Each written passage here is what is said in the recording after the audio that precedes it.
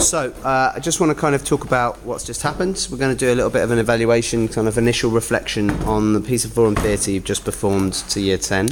How you think it went, how you think you did, and anything you learned from it, I think is really important to talk about. Who'd like to begin?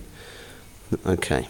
I thought more of them would get up than what actually did. We only had one person come out the audience. I was expecting more people to get up. I'm not sure if that affects anything, but I, like with them being year 10s and doing drama, I expect them to be a bit more confident and not worry so much about being on stage with us. So what's the learning? Do we learn anything from that? Like in like the warm-ups and stuff, maybe, because that was the whole point, to make them feel comfortable with us and stuff, so maybe we need to look into that more, like, because it obviously didn't work as well as we thought it would, because none of them really wanted to come up, so we need to look at that. Whereas, like, at first, I thought I was a bit worried that they weren't going to suggest anything, because I don't know, I felt they were a bit, not unresponsive, but I was hoping it would be quicker with all the suggestions, but I felt the discussion which we inspired was really well, it was quite thought out. Whereas only one person got up and did stuff, we still did have that essence of a discussion and lots of ideas from people. So, I'd say I like where it went. I just sort of wish it could have gone even further with the audience. No, yeah, I think it went alright, as in like there was a clear story in that, and it flowed nicely, and that like we created a good story about what it was about. But like me personally, for my character, like I think I did okay. Like I pushed the voice, but I didn't push the actions enough. Like I meant to be more exaggerated and stuff, but I was more sort of held in. When I got on stage, I completely forgot what we'd worked on like the day before, and I walked on, and then like halfway through the scene, I was like, oh my gosh, I'm not walking properly, sort of thing. Like, and then I got into character a bit more after that. But when I first walked on, I feel as though I could have done more to push my character. Even throughout the whole piece, actually, I could have done more. What I think we could have done is, during the games part, I noticed people not putting in 100% effort with the witch one. They would just sort of hunch over, not really do much, and not really project their voice. I think we should have more inspired them at that point, because I didn't think of anything of it as anything at the time, but now that I realise it, I should have more been saying to them or people around me, get more involved and stuff. I think the actual piece created a lot more problems that distracted them, I think, in some ways, and I think we set up a lot of problems for ourselves. Like my character, the like dinner lady man, although it was there as like the authority figure, he had less power, which just created a massive like problem for us, because it meant that although there was a figure of power, although there was a figure of authority, they didn't have power, and that was just a massive problem in itself. And I think there was a few cases where we sort of dug ourselves in quite deep holes because of how we structured it and developed our characters. And also, I think when it came to the improvisations and stuff, a lot of it was pretty much just back and forth contradiction, rather than creating, like, for neither example, of them tried to take a side and like consider. Like when I did this scene when Jordan came up and played Susie, it was pretty much just he would say, oh, you should be like this, I'd say, no, you should be like this, and then like we didn't go any further. It was pretty much just saying the same thing again and again, back and forth. Do you not think that's how your character would have reacted, though? That's not what my character would have been, but it sort of felt like a lot of the improvisations and a lot of them didn't really change the. As a character, I was trying to make it that it didn't change the situation. So I noticed like none of the improvisations really affected what was happening. Yeah. Like the one with when I changed your food into healthy food.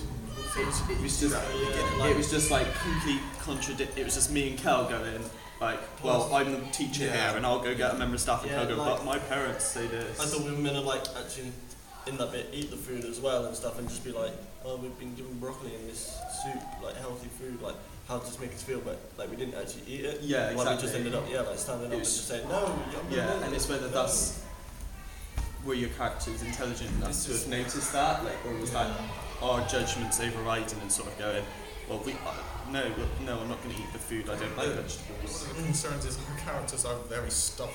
Yeah. So when it comes to the improvisation, it's very much we always stay on that single one side and we'll sort of take any cheap shot to change the situation, which I noticed I did quite a few times. Yeah, I think we also stayed within what we knew our characters were and didn't try to explore anything. With the going back and forth, we knew what we had to say, but we didn't fully know, because if we made our characters a bit more three-dimensional, we may have or had more interaction through games, like our characters in different situations. We might have been able to build character to interact when new situations arise. I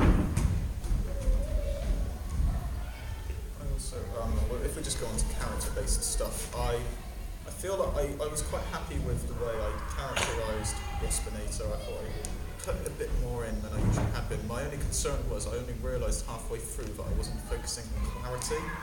So, and I sort of realised with the voice that I made, it had become even worse than last time. So only halfway through did I realise that probably a lot of what I was saying was being missed, which is something I wish I could go back on and change now, but it's done. So at least I can reflect on it and know next time I do something like with a really ridiculous over-the-top character, even if I have to be as intense and quick and fast as that one, that I still have to focus on clarity. But I do think we did well in our overall, mainly because we got them to think, we got at least one of them to work with us. We also we also worked well trying to get an idea out of them. Even though the Joker was the main one, we still try and get stuff around it. Like I asked, am I still happy in my voice as a character? And sort of made everything more clearer to us as actors.